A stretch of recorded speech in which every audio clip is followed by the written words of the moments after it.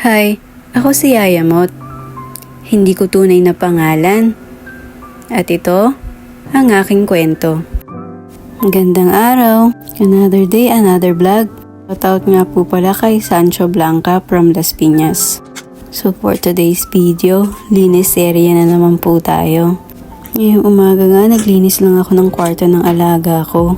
Nilabas ko po muna lahat ng mga gamit na nasa kwarto para malinis ko ng maayos. Nagpalit na rin ako ng mga sapin sa kama, tsaka sa unan. Tinanggal ko na rin yung mga gamit na nakalagay sa side table niya. Pinunasan ko nga isa-isa para matanggal lahat ng alikabok. Pagkatapos binalik ko rin, sinalansan ko ng maayos. In-arrange ko na para mas malinis tingnan. Yung alaga ko nga to, teenager na, kaya ayan, may mga makeup na siyang ginagamit. Siya yung una kong alaga, 16 years old na siya, 16 years na rin ako sa kanila. Pagkatapos kong linisan yung side table niya, nilinis ko na